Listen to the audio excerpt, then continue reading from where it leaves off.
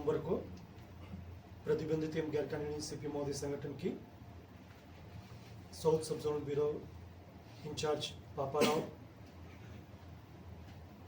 और waste Bastar divisional committee का members Mohan Kadti और डिवीसीएम उर्मिला, डिवीसीएम बुच्चा उर्फ कन्ना एवं अन्य माओवादी को उपस्थिति की सूचना के आधार पर बीजापुर दंतेवाड़ा से DRG teams, STF, Bastar fighters एवं अन्य सुरक्षा बल अभियान के लिए रवाना हुई। अभियान के दौरान दिनांक 11 नवंबर को प्रातः 10 बजे से अनेक बार माओवादी एवं सुरक्षा बल के बीच में रुक कर मुठभेड़ हुई। मुठभेड़ के पश्चात इलाका का सर्चिंग के दौरान 3 महिला माओवादी सहित कुल 6 माओवादी कैडर का डेड बॉडी सुरक्षा बल द्वारा बरामद की गई। बाद में शिनाख्ती में जो बरामद की माओवादी डेड बॉडी का शिनाख्ती इस प्रकार की हुई है।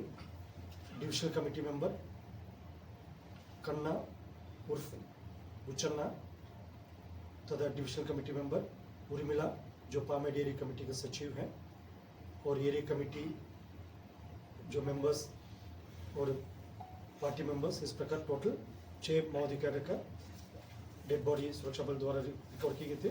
शिनाख्ती का विवरण मैं एक बार और स्पष्ट करना चाहूँगा। डीवीसीएम कन्ना उर्फ बुचन्ना जो मध्य एरिया कमेटी का इंचार्ज है, जिनके ऊपर 8 लाख इनाम है। डीवीसीएम उर्मिला जो पापाराव की पत्नी है, वर्तमान में पामेड एरिया कमेटी के सचिव है, जिनके ऊपर भी 8 लाख इनाम है। एरिया कमेटी मेंबर जगत जो पामेड मध्य एरिया कमेटी के सदस्य हैं, जिनके ऊपर 5 लाख इनाम है। पार्टी सदस्य पामेड एरिया कमेटी का देवे है, जिनके ऊपर 2 लाख इनाम है।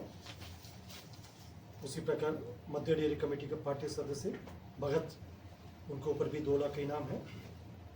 और मध्य एरिया कमेटी का अन्य एक सदस्य है, पार्टी मेंबर मंगली है, जिनके ऊपर भी 2 लाख इनाम। इस प्रकार तीनों महिला एवं 3 पुरुष माओवादियों का शनाख्ती हुई है। और मुठभेड़ स्थल से वेपन के हिसाब से देखा जाएगा 2 इंसास राइफल, एक 303 राइफल, एक 9mm कार्बाइन और अन्य जो लोकली फैब्रिकेटेड मजल लोडिंग राइफल्स और काफ़ी बड़ी संख्या में अम्यूनिशन और अन्य दैनिक उपयोग सामग्री, विस्फोटक सामग्री भी बरामद की गई हैं। और घटनास्थल आसपास इलाका में लगातार अभी DRG, STF, Bastar fighter, CRPF एवं अन्य सुरक्षा बल द्वारा आसपास इलाके में अभी भी लगातार सर्चिंग की जा रही है। जैसा हम सबको विदित है, जो शासन के मंशानुरूप और क्षेत्र की जनता का इच्छानुरूप लगातार सुरक्षा बल द्वारा एक संकल्प के साथ बस्तर संभाग के अंतर्गत जो माओवादी विरोधी अभियान में प्रभावी रूप से कार्य करते आ रहा है। जो भी विषम परिस्थिति है, यदि बरसात के सीजन हो या गर्मी का मौसम हो, पहाड़ हो, जंगल हो, अन्य जितना भी जो कठिन परिस्थिति है, लगातार उन परिस्थिति को भी सामने करते हुए सुरक्षा बल द्वारा, पुलिस द्वारा अभियान संचालित करने के परिणाम स्वरूप बस्तर संभाग के अंतर्गत विगत 20 महीने में लगभग 450 माओवादी कैडर के डेड बॉडी अलग अलग मुठभेड़ के पश्चात रिकवर की गई थे। उसमें खासतौर पर यदि हम जिला बीजापुर की बात करेगा, जो अकेला जो जिला बीजापुर में विगत 20 महीने में 202 माओवादी कैडर का डेड बॉडी अलग अलग मुठभेड़ के पश्चात बरामद की गई। हमारा मेन जो ऑपरेशनल थिएटर जिला बीजापुर और जिला नारायणपुर का बुजुमान एरिया है, जहाँ पर माओवादी उधर के जो भौगोलिक परिस्थिति को, अन्य जितना भी सर्कमस्टेंस को का लाभ उठाकर अपने एक आधार क्षेत्र के रूप में, अपने एक हाइडआउट के रूप में इसको लगातार इस्तेमाल करते आ रहे थे। उन इलाका में भी विगत 2 वर्षों में हमारा विशेष फोकस रहा, जिसके परिणाम जिला बीजापुर में इस अवधि में 202 माओवादी कैडर के डेड बॉडी और नारायणपुर में भी काफ़ी बड़ी संख्या में जो टॉप लीडरशिप से लेकर अन्य माओवादी कैडर के डेड बॉडी रिकवर की गई थे। और देखा जाएगा बस्तर संभाग के समस्त जिला में कांकर से शुरू होकर नारायणपुर, इवन कोंडागांव क्षेत्र में भी और जिला बस्तर में बीजापुर, दंतेवाड़ा, सुकमा, सभी 7 जिला में नक्सल विरोधी अभियान के लिए अलग अलग जो मॉड्यूल में जहाँ पर ज़्यादा माओवादी कैडर की उपस्थिति है, उधर ऑपरेशनल मोड में जहाँ पर सप्लाई नेटवर्क का अन्य सपोर्ट सिस्टम का उपस्थिति है, उधर भी विवेचना के माध्यम से और लगातार जो बेसिक पुलिसिंग को मजबूत करते हुए कार्रवाई की गई। इस प्रकार माओवादी संगठन के ऊपर सभी फ्रंट में कार्रवाई की गई थी। जंगल के अंतर्गत उनके आर्म्ड कैडर की उपस्थिति के आधार पर इफेक्टिव ऑपरेशन संचालित की गई, उनका सप्लाई नेटवर्क के ऊपर भी कार्रवाई की गई और उनकी सपोर्ट सिस्टम है और उनकी जो फंड का जो तरीका थे उसके भी फ्लो ऑफ फंड को भी कम करने के लिए उसके ऊपर भी कार्रवाई करने के लिए लगातार मेहनत की गई थी।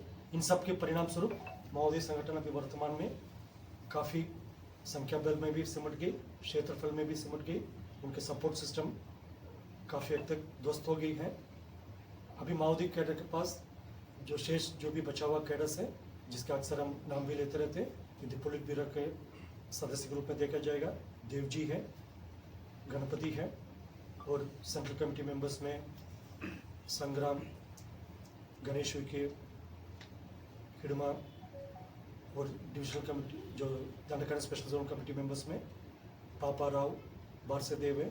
इस प्रकार काफ़ी कम गिने चुने कैडर्स ही जो नेतृत्व भी बच गए थे और नीचे लेवल पर भी मात्र कुछ संख्या में ही है PLGA कैडर्स और अन्य जितना उनके सपोर्टिंग कैडर्स बचा हुआ, उनके पास भी एक ही विकल्प अभी हिंसा त्याग करके समाज की मुख्य धारा में शामिल होने के लिए यदि सामने आएगा, उन्हें शासन स्वीकार करते हैं, समाज भी इसको स्वागत करते हैं।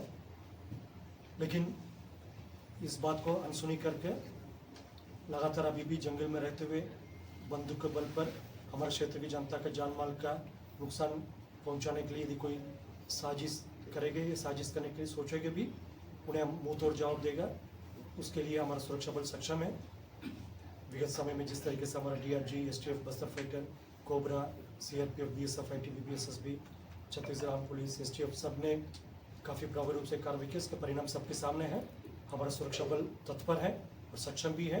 यदि अभी भी कोई हिंसा के बल पर हमारे क्षेत्र की जनता का कोई जान माल का नुकसान करने की कोशिश करेगा, उन्हें उसके परिणाम भुगतना पड़ जाएगा। और अभी समय भी बहुत कम बचा माओवादी कैडर के पास, निर्णय बहुत जल्दी उनका लेना पड़ेगा हिंसा त्याग करके समाज की उनकी धारा में शामिल होने के लिए। यदि समय बीत जाएगा, उनके पास और कोई विशेष विकल्प नहीं रह जाएगा, हमारा कार्रवाई का परिणाम को उनको भुगतना पड़ जाएगा। आज के इस अवसर पर ओपनिंग रिमार्क्स में मुझे इतना ही बोलना है। आज इस मुद्दे